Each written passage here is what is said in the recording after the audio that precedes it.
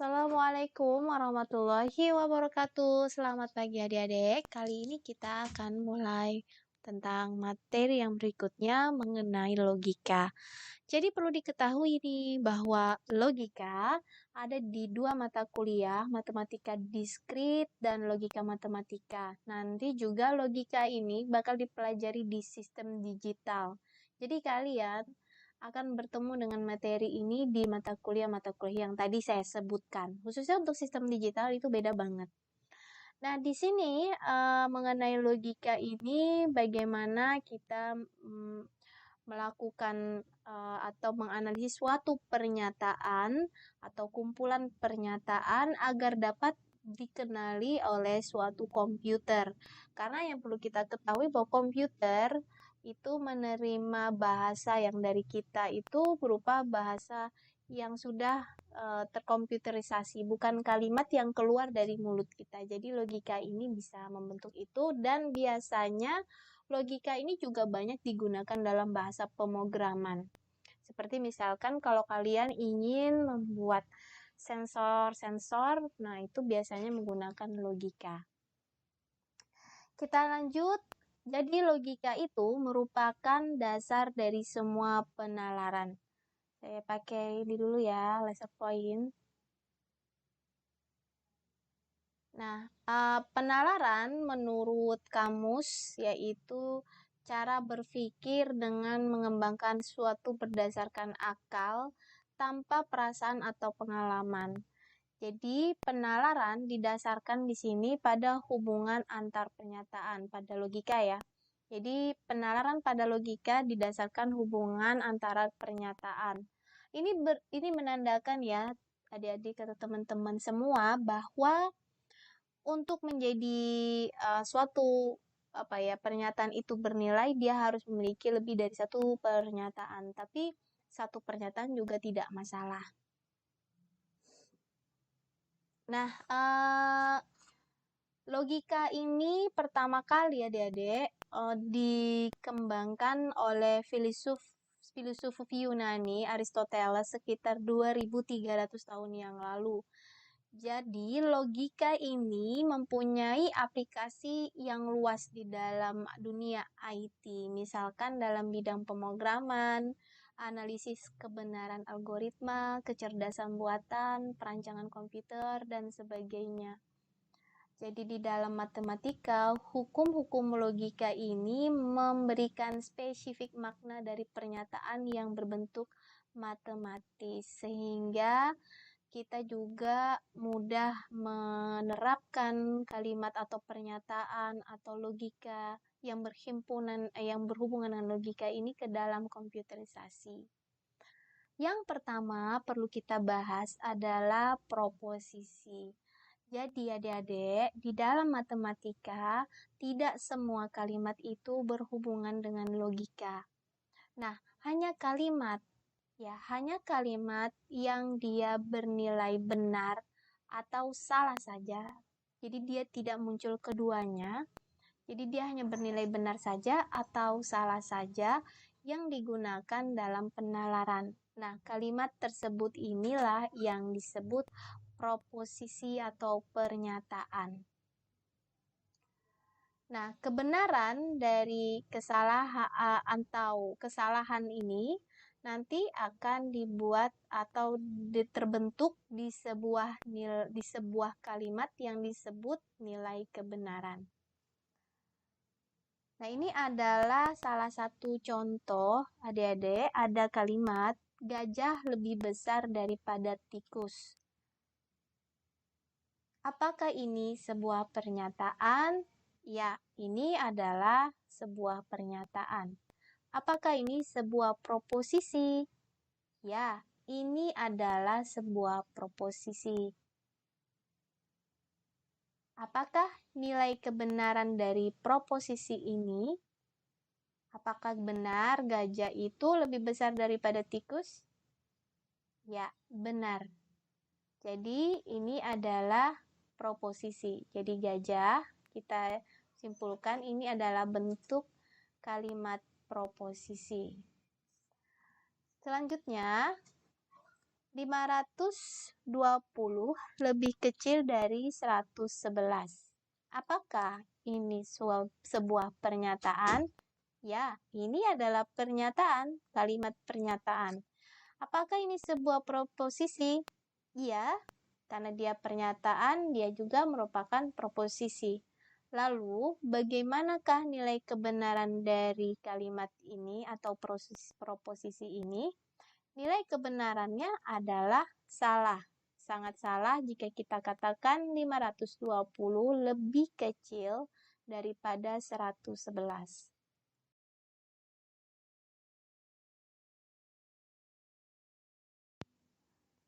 Ya, kita lanjut lagi ya, teman-teman. Jadi, yang ini kalau kita lihat Y lebih besar daripada 5. Nah, di sini ada kalimat nilai kebenaran dari pernyataan ini bergantung pada Y-nya. Jadi, nilainya belum ditentukan apakah dia benar atau salah. Kenapa? Karena ini bersifat ambigu, teman-teman. Seandainya aja kita input Y ini nilainya dari 1, 2, atau 3 sampai 4, pastilah pernyataan ini salah. Hasilnya tetap 1 sampai 2, 3, 4 itu menandakan bahwa dia bukanlah lebih besar daripada 5. Tapi kalau kita andaikan saja asumsikan Y ini kita masukkan dari nilai 6 sampai lebih dari 5, maka nilai dari pernyataan ini bisa bernilai benar karena 6 memang lebih besar daripada 5. Jadi pernyataan jenis ini kita sebut sebagai fungsi proposisi atau kalimat terbuka ya teman-teman. Selanjutnya, apakah ini sebuah pernyataan? Ya, tentu. Dan apakah ini sebuah proposisi? Jawabannya adalah ya, tidak. Karena mengapa? Sebab pernyataan ini masih memiliki dua nilai. Dia bisa dikatakan salah dan bisa dikatakan benar. Sedangkan proposisi harus memiliki nilai satu saja. Dia benar saja atau salah saja. Maka pernyataan seperti ini kita sebut kalimat terbuka. Next, selanjutnya ada kalimat sekarang tahun 2003 dan 99 lebih kecil daripada 5. Apakah ini sebuah pernyataan? Ya. Apakah ini sebuah proposisi? Ya, karena sangat jelas. Sekitar tahun 2003 dan 99 lebih kecil daripada 5. Sangat jelas, tidak ambigu pada kalimat terbuka sebelum slide-nya tadi. Apakah nilai kebenaran dari proposisi ini? Ya, nilainya salah. Nilai dari kebenaran pada proposisi ini salah. Lanjut, tolong untuk tidak tidur selama kuliah. Bagaimana dengan pernyataan seperti ini, kalimat ini? Apakah ini sebuah pernyataan? Apakah ini sebuah proposisi? Jelas, ini bukanlah sebuah pernyataan. Ini adalah sebuah permintaan. Jadi, kalimat ini kita tidak sebut pernyataan. Apakah ini sebuah proposisi? Jelas, tidak. Hanyalah pernyataan yang bisa menjadi proposisi. Dari di sini kita simpulkan pernyataan saja yang bisa menjadi proposisi. Jadi dari kalimat permintaan atau perintah atau kalimat tanya itu tidak bisa dijadikan proposisi karena jelas itu bukan pernyataan. Jadi pernyataan saja yang bisa menjadi proposisi. Jadi kalau misalnya kalian masih bingung, mungkin kalian bisa mengingat kembali mata kuliah bahasa Indonesia atau waktu kalian SMA ya. Termasuk juga kalimat perintah. Jadi untuk kalimat perintah, tanya atau permintaan, larangan itu tidak masuk ke dalam proposisi karena dia itu bukan pernyataan. Ada lagi ya, X lebih kecil daripada Y jika dan hanya jika Y itu lebih besar daripada X. Apakah ini pernyataan? Ya. Dan apakah ini proposisi? Ya. karena nilai kebenarannya tidak bergantung harga spesifik X maupun Y. Apakah nilai kebenaran proposisi ini? Benar. Nah, ini adalah contoh pernyataan proposisi, ya. Bentuk contoh pernyataan proposisi. Jadi ini yang A, B, C, D, F, G, H, I, F, G. Hanya hilang ya, diambil maling. Dan ini adalah bentuk pernyataan ya, teman-teman, bentuk pernyataan yaitu proposisi. Walaupun bisa kita lihat di sini ada pernyataan ada monyet di bulan ya. Di sini proposisi D proposisinya salah, bernilai salah, tapi dia dianggap proposisi. Ya. Kemudian misalkan I ya. Ini proposisi tapi dia bernilai salah. Tapi ini proposisi. Jadi tidak dapat dia tidak melihat maknanya, tapi cara pernyataan yang dilihat. Jadi ini adalah contoh dari proposisi. Nah, ini adalah pernyataan yang bukan proposisi. Yang A adalah kalimat tanya, seperti slide sebelumnya saya sempat menjelaskan bahwa beberapa kalimat pertanyaan, permintaan, atau kalimat perintah itu bukanlah termasuk proposisi. Jadi A ini bukan proposisi, termasuk B. B ini adalah kalimat perintah, jadi poin A dan B tidak memiliki nilai kebenaran. Lalu bagaimana dengan C dan D? Nah, untuk kedua ini bukan proposisi karena kedua kalimat atau C dan D ini tidak dapat ditentukan benar atau salahnya sebab keduanya memiliki variabel pengubah atau variabelnya. Jadi X ini adalah variabel yang bisa berubah dari 1 sampai 2, 3 sampai seterusnya, dan X pada poin D juga sama. Sehingga kita tidak bisa menjelaskan apakah dia salah atau benar. Dan dari C dan D ini kita sebut ya seperti slide sebelumnya, ini adalah kalimat terbuka. Ya, jadi kesimpulannya adalah proposisi adalah kalimat berita. Ya. Oke, next lanjut kita ke sini. Nah, setelah kita sudah mengetahui membedakan yang mana proposisi dan yang mana bukan, bagaimana nilai kebenaran pada proposisi, kita lanjut. Proposisi ini akan kita tuangkan ke dalam bahasa matematika sehingga mudah untuk dituangkan dalam pemrograman.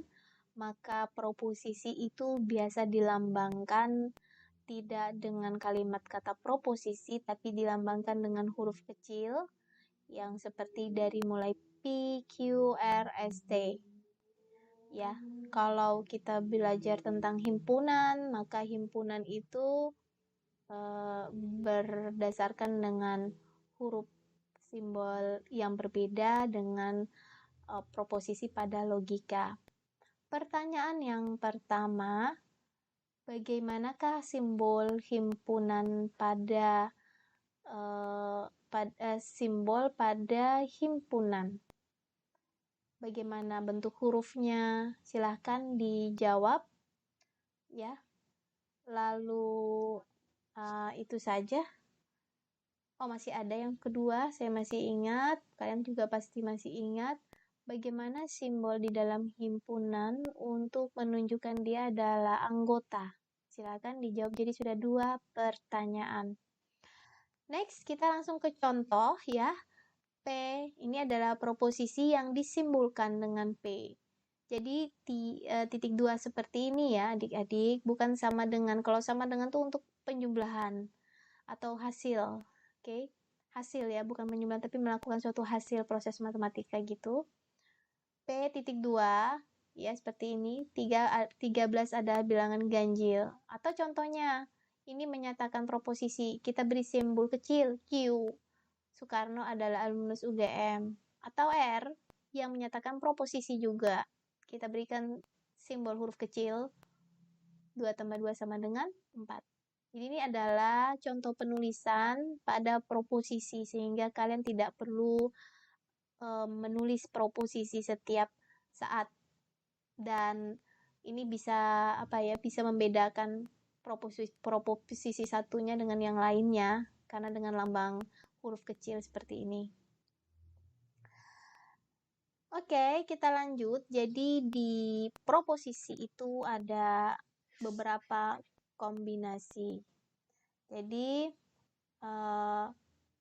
ada operator ya yang digunakan untuk mengkombinasikan proposisi, disebut operator logika. Operator logika dasar yang digunakan, ini ada yang dasar ya adik-adik ya, ada and atau dan atau or dan tidak atau not ya. Jadi dua operator pertama dinamakan operator binar karena operator tersebut mengoperasikan dua buah proposisi, sedangkan operator ketiga tadi dinamakan operator uner karena dia membutuhkan satu buah proposisi saja. Nah, di sini kita langsung aja, misalkan ada dua proposisi yang kita simbolkan dengan huruf kecil, yaitu P dan Q. Pertanyaan ketiga saya adalah, apa definisi proposisi setelah kita menjelaskan beberapa slide tadi sebelumnya? Silakan dijawab. Jadi sudah ada 3 pertanyaan dari saya untuk kalian. Nah, misalkan ada P dan Q, jadi di sini ada dua pernyataan disimbolkan dengan P. Yang satu pernyataannya P dan pernyataan yang kedua Q adalah sudah jelas dia disebut proposisi. Yang pertama konjungsi ya dengan simbol P. Konjungsi itu kata hubungnya adalah dan Q. Jadi ada dua pernyataan yang dihubungkan dengan huruf dan atau bahasa Inggrisnya and ya. Dengan notasi seperti ini, simbolnya ingat seperti ini ya. Kalian mesti hafal, jangan terbalik. Yang kedua, disjungsi. Ya, disjungsi ini dengan kata penghubung yaitu kalimat atau P atau Q dengan notasi simbol seperti ini. Ini kalau simbol kalau kita foto ya, peace gitu ya. Nah, gampang. Yang ketiga adalah ingkaran atau negasi. Negasi dari P, misalkan kita mengingkari nilai P, bisa dikatakan tidak P, maka notasinya seperti ini. Ini adalah simbol negasi atau dia bukan P atau lawan dari P. Adik-adik, P dan Q ini kita sebut proposisi atomik. P sendiri disebut proposisi atomik, Q sendiri proposisi atomik. Jadi artinya pernyataan pada P tidak bisa diurai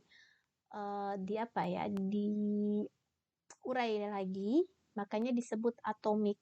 Atau juga pada Q, pernyataan Q ini juga tidak bisa diurai lagi, maka disebut proposisi atomik. Jadi P kalau dia berdiri tanpa Q, dia proposisi atomik, begitu juga Q. Namun kalau kita kombinasikan P dengan Q, maka dia akan menghasilkan proposisi majemuk. Maksudnya adalah majemuk itu masih dapat kita uraikan kembali. Nanti setelah urai, dia akan menjadi proposisi atomik. Oke, nah ini adalah contohnya. Ada satu proposisi kita simbolkan dengan P, P hari ini hujan. Proposisi yang kedua yaitu Q kita simbolkan, murid-murid diliburkan dari sekolah. Lalu bagaimana kita ingin menjadikan dia dalam bentuk konjungsi, disjungsi, sama negasi? Maka awal yang kalian buat adalah gambar dulu notasinya, bukan gambar, tulis notasinya seperti ini, karena saya tadi meminta buatlah kalimat ini menjadi kombinasi konjungsi, disjungsi, dan negasi. Maka mulai dari P, ya, konjungsi Q nih, ya, konjungsi Q, maka P itu adalah hari ini hujan, lalu ini konjungsi itu dan, Q adalah murid-murid diliburkan dari sekolah. Maka jadinya hari ini hujan dan murid-murid diliburkan dari sekolah. Pada proposisi majemuk, maka saya sebut ini proposisi majemuk karena dia adalah kombinasi dari dua proposisi. Kita bisa sebut bahwa proposisi ini merupakan proposisi majemuk dengan kombinasi apa? Konjungsi apa disjungsi? Ya, dengan kombinasi konjungsi. Bagaimana kita tahu bahwa proposisi majemuk ini memiliki kombinasi konjungsi? Karena ada kata dan.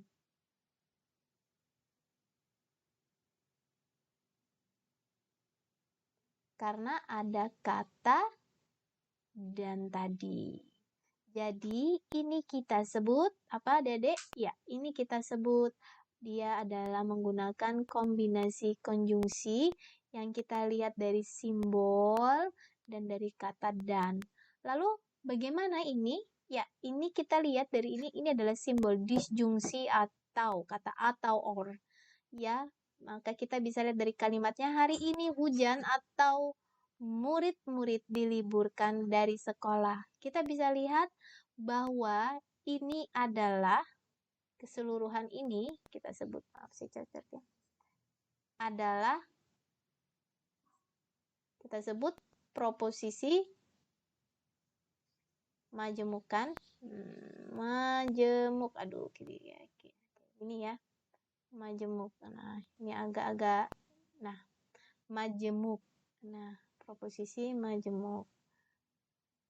Oke. Yang mana tadi proposisi atomik? Nah, kalau ini saja disebut proposisi atomik ya, Dedek ya.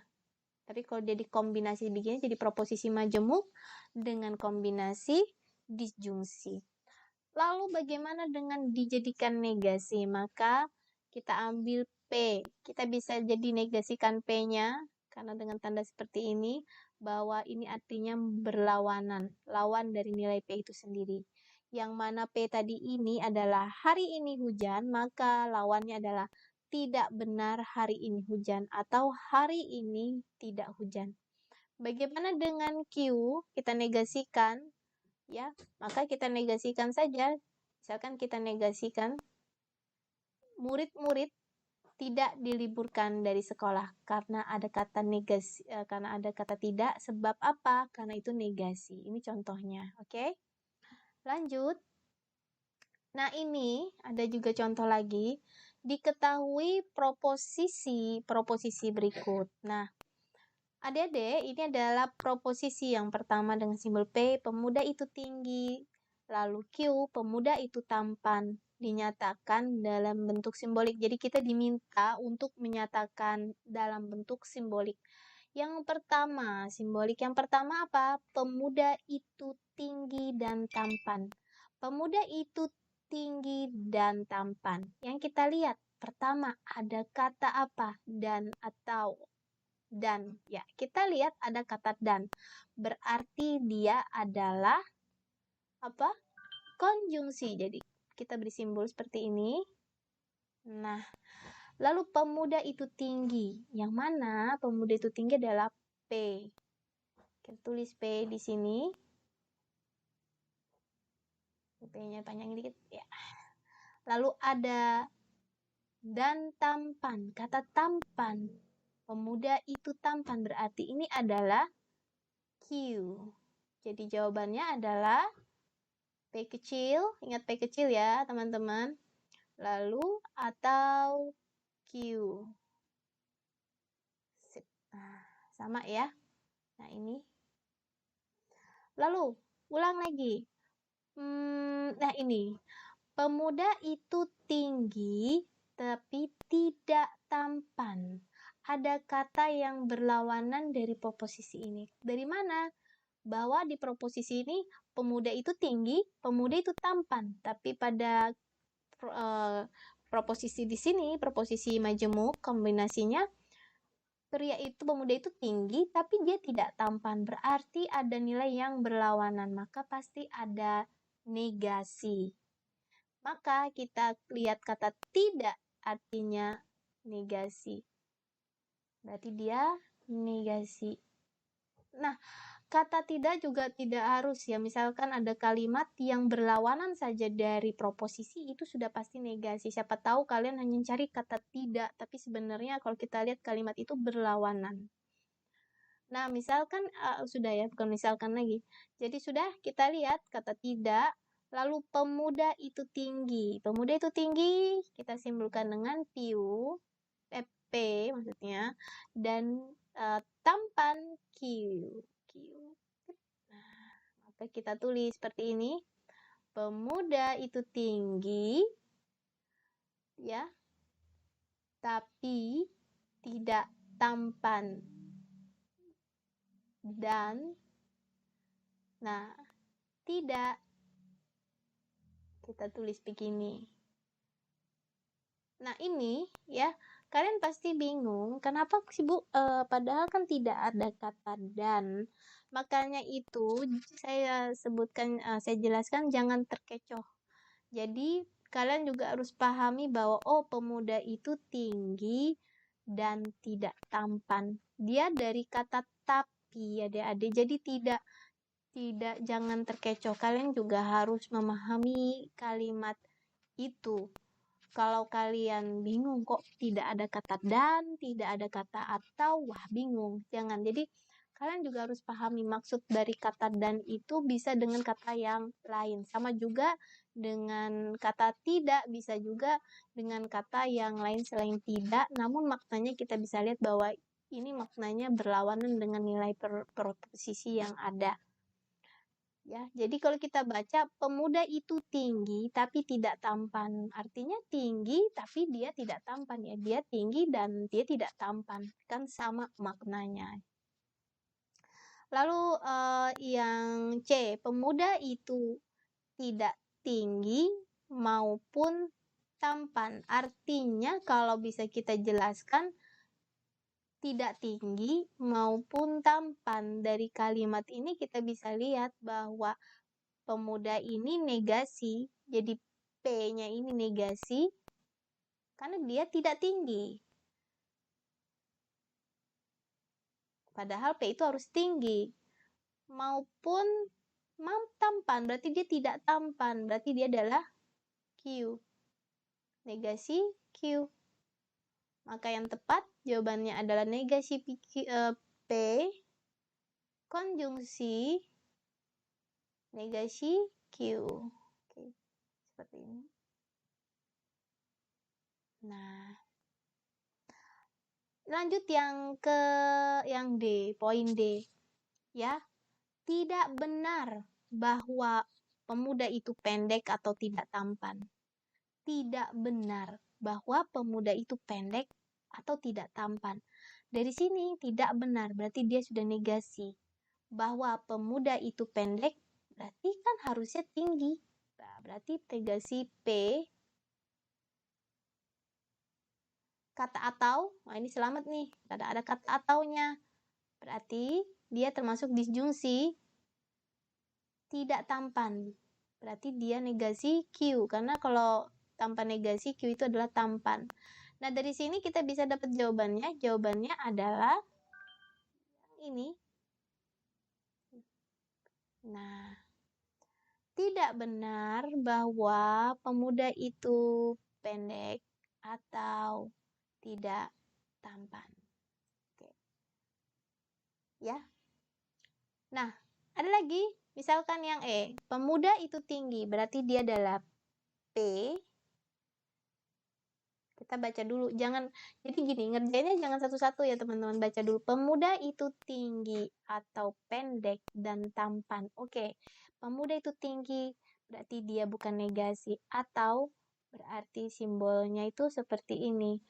Pendek, berarti dia kalau tinggi, P, kalau pendek berarti, nah ini yang saya sebut jangan terlena ketika kalian nyari kata tidak ada kata tidak, lalu kalian sebut bahwa kalimat ini bukan negasi.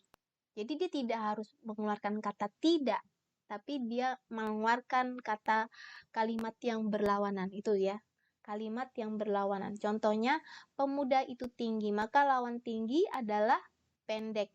Maka ini kita sebut dia adalah negasi P. Lalu dan. Bagaimana tampan? Ya, sama nilainya. Q, pemuda itu tampan, dan sini juga tampan. Kita tulis Q. Maka jawabannya bagaimana? Nah, P, pemuda itu tinggi atau, buka ingat kurung, ya jangan digabung teman-teman. Negasi P dan Q.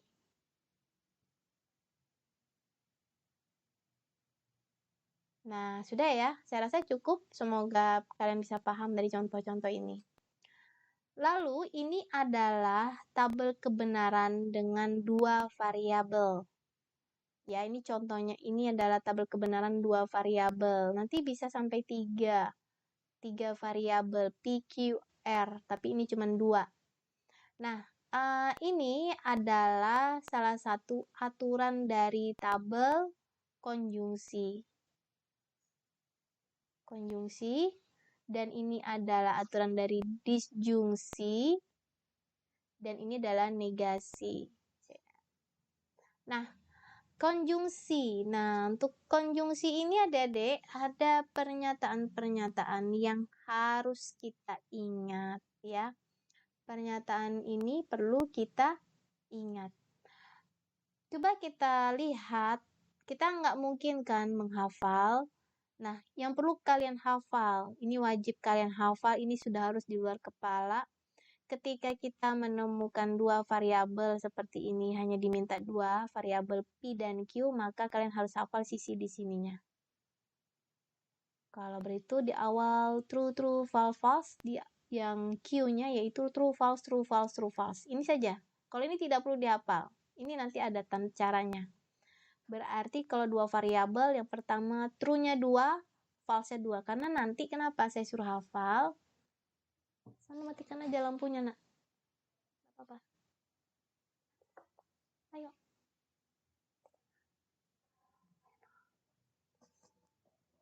Maaf ya, ini. Nah, mengapa true-nya itu... Nah, mengapa saya minta kalian menghafal variabel tabel untuk dua variabel tabel kebenaran? Ini namanya tabel kebenaran ya. Gelap.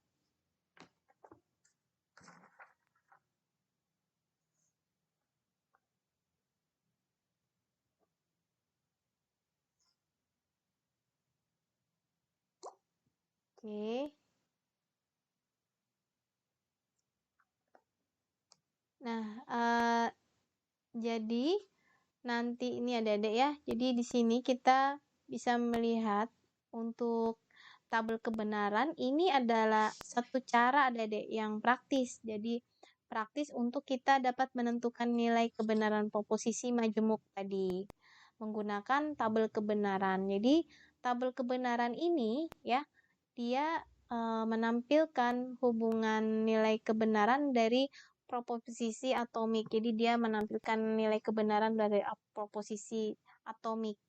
Jadi ini adalah caranya kita mendapatkan nilai kebenaran proposisi majemuk dengan cara menampilkan tadi tabel kebenaran dari proposisi atomiknya.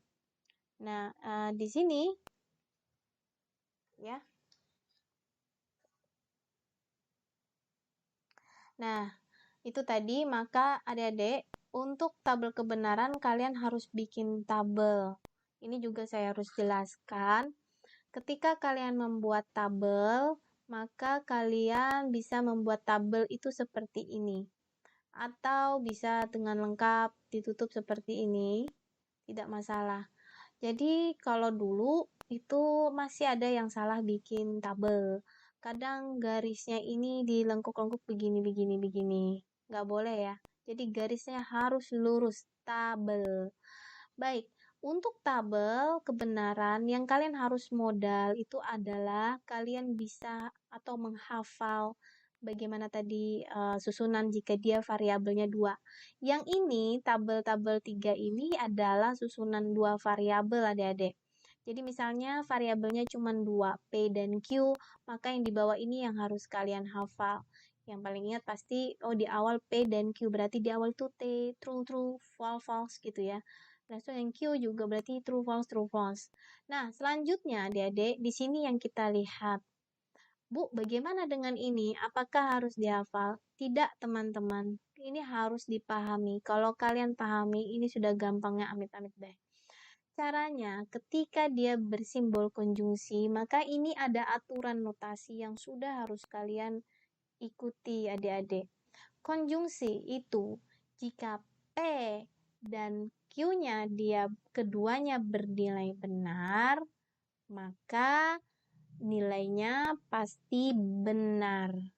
Selain itu, salah semua. Mari kita lihat yang mana maksudnya. Ya, yang ini adik-adik. Kita lihat. Saya garis nih. Nah, ini. Inilah notasi konjungsi yang hanya kalian ingat ini saja. Tadi saya coba ulang. Konjungsi, di mana nilai variabel P-nya bernilai benar, true, Q-nya juga bernilai benar. Jika keduanya bernilai benar, maka keduanya pasti bernilai benar. Selain itu, semua pasti bernilai salah. Kita bisa lihat. Misalkan nilainya true, ya, nilai variabel nilai P-nya true, nilai Q-nya false. Hasilnya pasti false. Atau misalkan P-nya false, Q-nya true, pasti false, tetap false. Kemudian P dan Q bernilai salah keduanya, tetap false. Tapi jika P dan Q bernilai benar keduanya, maka hasilnya pasti benar dan selain itu pasti salah. Gampang kan? Ini konjungsi. Jadi ibaratnya itu, konjungsi ini kalau saya ibaratkan itu mengajar, konjungsi inilah itu wanita. Wanita itu selalu merasa benar. Bagi mereka semua itu benar. Jadi wanita itu P dan Q-nya selalu benar, pasti hasilnya tetap benar. Wah, ini ya itu caranya sih. Oke, langsung kita lanjut ke mana ini kursornya hilang. Oh ya ini disjungsi. Nah, disjungsi ini juga sama. Ini adalah contoh dua variabel yang kalian harus hafal ini ya, yang ini dihafal tuh. Ini sama ini. Tapi disjungsi ini adalah kebalikan dari konjungsi yang ngerasa dia benar. Selain itu, mau benar salah, tetap salah gitu ya. Tapi dia memang benar sih, karena nilai yang benar, kalau benar-benar, pasti nilainya benar kan. Nah, untuk konjungsi karena pakai atau or, ya simbolnya itu seperti apa konjungsi seperti ini. Maka di sini kita bisa lihat P dan Q-nya bernilai keduanya bernilai salah ya. Jika P dan Q memiliki nilai P-nya salah, Q-nya juga salah, pastilah nanti hasil keduanya juga salah. Jadi ini adalah kebalikan dari disjungsi. Ya, jadi P dan Q bernilai salah, ya, dia bernilai salah jika P dan Q-nya juga salah. Selain itu, dia bernilai benar. Oke, gampang kan? Oke. Bagaimana dengan negasi? Nah, kalau negasi yaitu bernilai benar jika bernilai benar ya. Bernilai benar ini, bernilai salah jika Q-nya benar, ya, bernilai benar jika P-nya salah. Jadi seperti ini. Nah, jadi di sini saya akan simpulkan ulang. Kalau untuk konjungsi seperti ini adalah hasilnya pasti bernilai benar jika nilai kedua variabelnya juga benar. Selain itu salah. Kecuali dari itu semua salah. Disjungsi nilainya pasti salah dengan syarat nilai P dan Q juga salah. Selain itu benar. Mau dia true duluan seperti ini tetap. Lalu untuk negasi bernilai benar jika P-nya salah atau bernilai salah jika P-nya benar. Oke, contohnya ya Adik-adik, bisa kita lihat contoh. Misalkan di sini proposisinya P adalah 17 adalah bilangan prima. Dia benar. Q-nya bilangan prima, selalu ganjil. Salah dari pernyataan ini. Bagaimana nilai konjungsinya? P konjungsi Q. Maka tetap 17 adalah bilangan prima dan bilangan prima selalu ganjil, di mana nilai kebenarannya yaitu kita anggap sudah pasti salah. Nah, ini adalah salah satu contoh ya ketika orang menggunakan logika matematika pada aplikasi Google. Jadi di Google itu adik-adik ketika si mas-masnya bikin Google ya. Nah, ini mereka juga menggunakan sintaks seperti ini dan pencariannya. Nah, ini contohnya ada pencarian, misalnya operator berposisinya di dalam Google. Ini contohnya aljabar Orbolean. Jadi bagaimana nanti hasilnya aljabar Orbolean? Ya, pencarian seperti ini, maka nanti kan hasilnya ya di sini masa kita akan lihat hasilnya semua halaman. Nah, ini ada hasilnya nih kayaknya. Nah, ini. Oh, enggak ada ya. Semua halamannya ya adik-adik ya yang mengandung apa?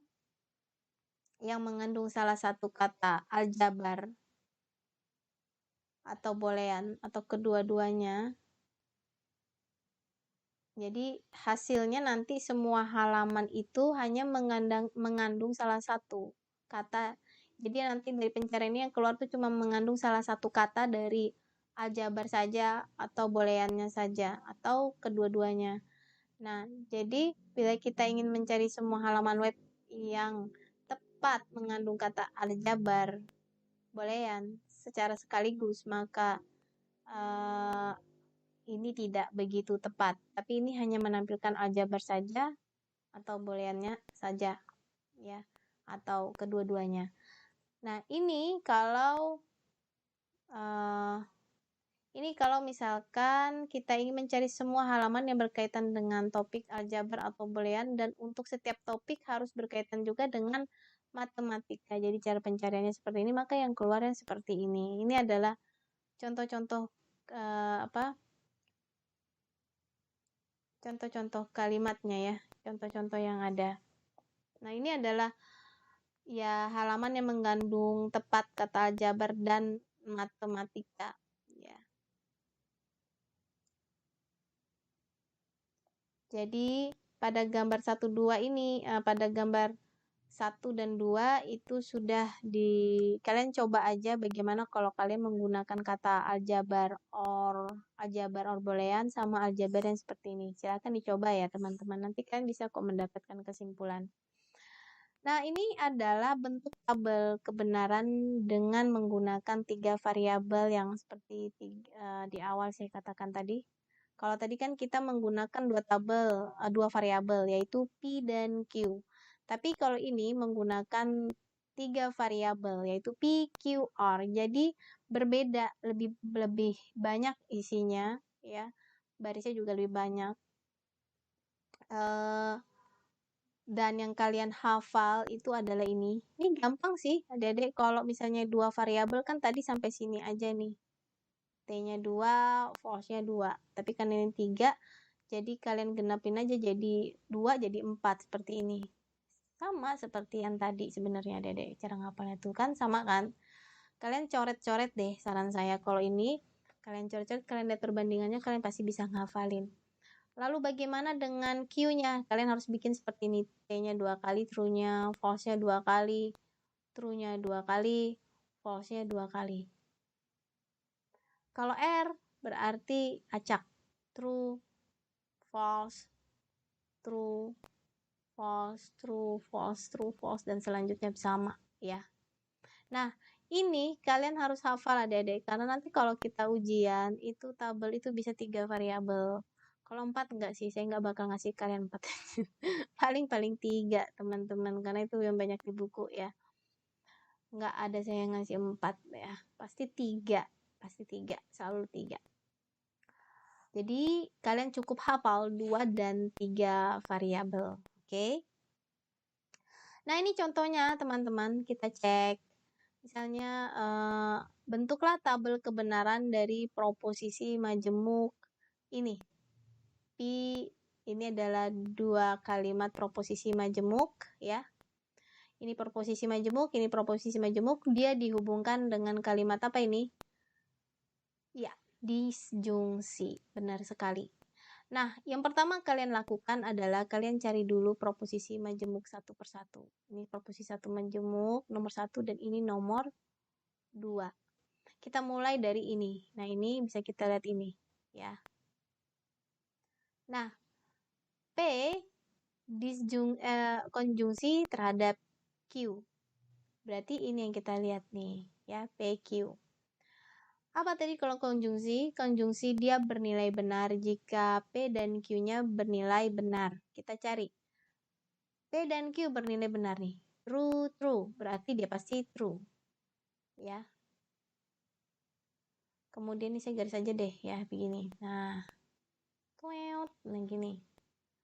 Lalu bagaimana ini? True, true. Dia harus bernilai benar. Berarti kan kita tulis di sini. True. True, false. Hasilnya harus, kalau true, false berarti hasilnya harus false. Kita tulis sini. False. True, false. Oh, sama. Ya, berarti kita tulis sini false. False, true.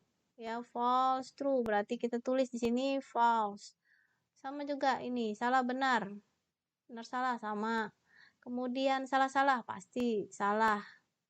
Salah-salah pasti salah. Karena selain dari nilainya benar seperti ini, ya, pasti semuanya bersifat salah. Pasti salah, ya. Nah, selanjutnya nih kita sudah dapat. Sudah dapat. Lalu kita lihat, oh, ada Q yang harus negasi. Ini. Maka kita buat di sini, tambah lagi di sini. Q-nya kita negasikan. Negasi berarti nilai yang memiliki lawan. Dimana dia memiliki lawan. Kalau di sini true berarti dia false. Sini true berarti false. Sini false berarti true. Sini false berarti true. Oke, sudah kita dapat. Anggap aja udah dapat. Setelah itu, kita nilai lagi nilai kebenaran dari proposisi majemuk ini menjadi seperti ini, yang ini. Nah, jadi yang kita tengok sekarang adalah karena dia minta negasi Q, konjungsi R, yang kita tengok adalah ini dan ini. Nah, ini ya Dedek, hati-hati. Kadang mata keselip, kalian sering begadang tuh kadang salah. Jadi yang kita lihat ini dan ini. Yang dia minta adalah konjungsi. Jadi pasti gampang. Kalau ini true, false, maka hasilnya pasti false. False, false, maka hasilnya pasti false, ya. True, true. Nah, karena dua bernilai benar, pasti hasilnya true.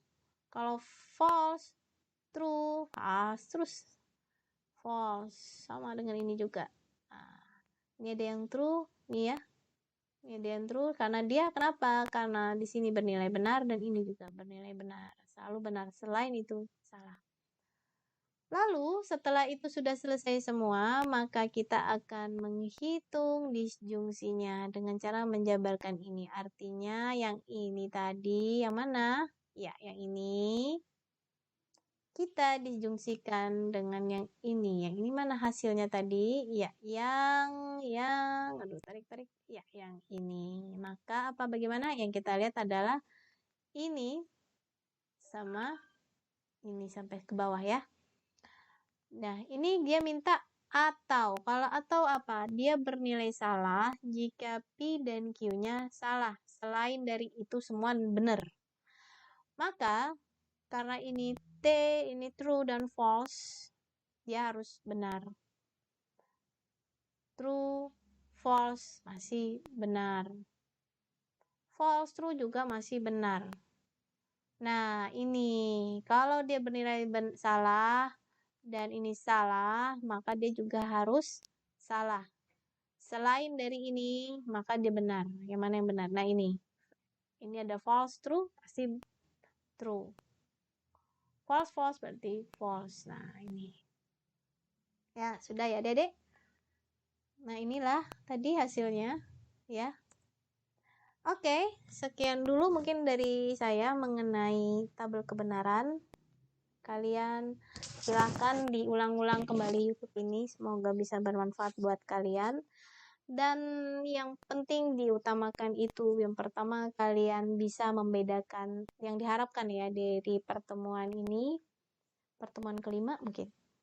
Kalian sudah bisa membedakan yang mana proposisi, sudah tahu bagaimana menuliskan simbol kalimat tadi, yang kalimat menjadi simbol proposisi menggunakan simbol konjungsi, disjungsi, dan negasi, karena itu operator dasarnya banget.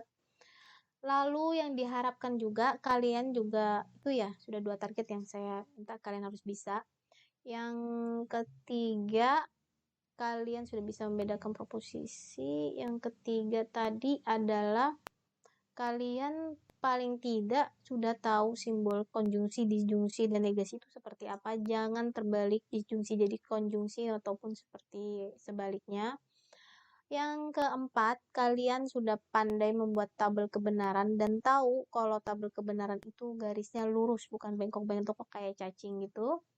Yang kelima, kalian juga sudah menghafal konsep disjungsi, notasi konjungsi, sama negasi. Saya selalu ingatkan kalau konjungsi itu dia pasti bernilai benar jika P dan Q-nya itu bernilai benar. Selain itu, misalkan selain itu, prinsip dari itu semua salah. Mau true, false, pasti hasilnya tetap false. Atau false, true, tetap false. Kecuali true bertemu true, pasti benar true. Kalau selain dari itu, dia pasti false. Bagaimana dengan disjungsi? Disjungsi kebalikan. Kalau false bertemu false, pasti nilainya false. Selain dari itu, true semua. Mau false bertemu true, atau true bertemu false, pasti nilainya true. Kebalikan dari konjungsi. Kalau negasi adalah lawannya dari nilai awal. Nah, yang selanjutnya targetnya adalah juga dari pertemuan ini, saya harap kalian sudah bisa menggambarkan dan menghafal variabel tadi. Kalau 2 variabel P dan Q bagaimana? Kalau P dan Q 2 variabel, berarti di P itu kolom isinya adalah true, false. Kalau Q berarti true, false. Berarti itu untuk 2 variabel, berarti berisi 4 baris ya. Kalau 3 PQR berarti dia harus 8 baris, dan kan harus hafal dari P-nya apa, Q-nya apa, R-nya apa. Setelah itu mantap, kalian sudah lulus di pertemuan yang ini. Oke, sekian dulu dari saya. Saya mohon maaf masih ada kekurangan dalam penjelasan saya. Tetap belajar, jaga kesehatan, dan salam buat orang-orang terdekat kalian. Jangan lupa like dan subscribe untuk YouTube saya. Assalamualaikum warahmatullahi wabarakatuh.